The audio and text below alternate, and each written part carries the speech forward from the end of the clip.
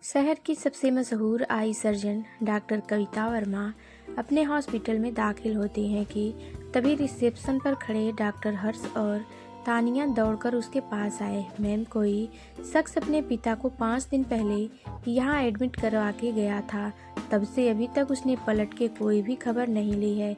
Doctor कविता ने आगे बढ़ते हुए आश्चर्य करते हुए कहा, कैसे कैसे लोग रहते हैं इस शहर में, बताओ भला।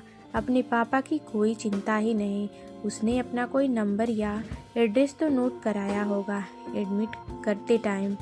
हर्ष ने कुछ फाइल पलटते हुए बताया, मैम, उसने जो नाम, नंबर और एड्रेस नोट कराया था वो सब गलत है। हमने फ़ोन करके कांटेक्ट करने की काफ़ी कोशिश की पर कुछ भी पता नहीं चल सका। अब प्रॉब्लम ये है, न तो हम उन्हें यहाँ ज़्यादा दिन रख सकते हैं और न ही कहीं शिफ्ट कर सकते हैं। डॉक्टर कविता ने हर्ष की ओर देखकर पूछा, अरे भाई, तो पेशेंट से कंफर्म कर लो, आंखों में ही तो प्रॉब्लम होगी। पता या फिर अपने घर का पता या फिर किसी के बारे में कुछ तो बता सकता है। अब तानिया ने आगे आकर बताया, मैम, वो काफ़ी बुजुर्ग हैं, कुछ भी बताने में असमर्थ हैं, बस बीच बीच में कुछ बड़बड़ाते रहते हैं, बोलते हैं तुम सब नकली डॉक्टर हो, मेरी गुड़िया बनेगी असली डॉक्टर। तानिया की बात सुनते ही डॉक्टर कविता को अपने बचपन की घटनाएं याद आने लगी।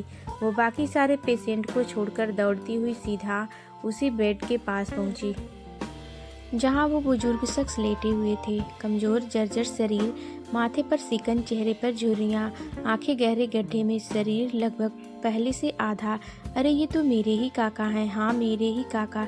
डॉक्टर कविता ने धीरे से अपना हाथ बढ़ाया, काका के सर पर फेरते हुए कांपते स्वर में बोली, काका।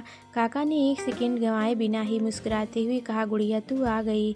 देखो, मैंने कहा था ना, एक दिन तू बड़ी डॉक्टर बनेगी और दुनिया भर के अंधे लोगों की आंखें बनेंगी।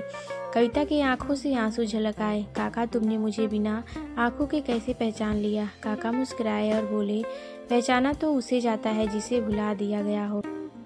तुम्हारी यादें तो हमारे दिल में हैं और मेरी आंखें ही तो गई हैं, दिल तो अभी भी धड़क रहा है। इतनी सी थी तुम जब मैंने तुम्हें पहली बार उठा के दिल से लगाया था।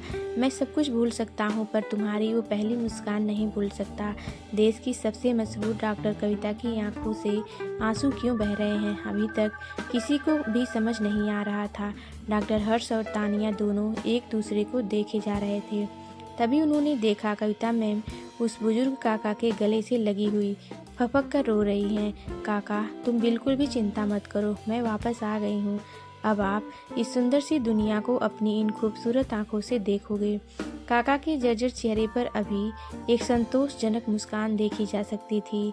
अब डॉक्टर कविता ने हर्ष और तानिया को ऑपरेशन थिएटर रेडी रखने के लिए कहा तो हर्ष ने आश्चर्यचकित होकर पूछा, पर मैम, इनके फैमिली मेंबर की परमिशन के बगैर हम ऑपरेट कैसे कर सकते हैं? ये मेंबर ही नहीं बल्कि मेरी दुनिया है, इसलिए इनकी परमिशन हम देंगे। अब डॉक्टर कविता ने ऑपरेशन करने की तैयारी करने लगी।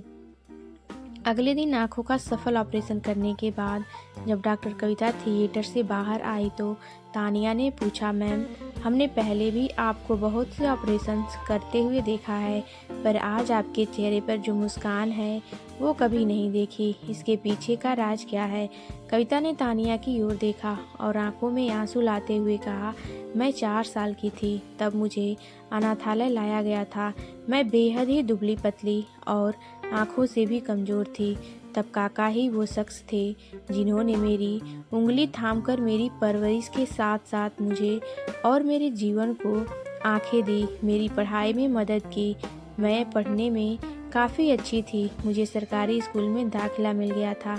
आगे की पढ़ाई के लिए कॉलेज और बाद में मेडिकल कॉलेज में पढ़ाई करने के दौरान मैं एक शहर से दूसरे शहर में जाती रही, जिसकी वजह से मेरी धीरे धीरे काका से दूरी बनती चली गई। मैं एक बार छुट्टियों में काका से मिलने आई तो पता चला काका का बेटा इन्हें लेकर हमेशा के लिए गांव में चला गया और मेरे पास गांव का कोई एड्रेस नहीं था। मुझे ऐसा लगा काका मेरी ज़िंदगी से दूर चले गए।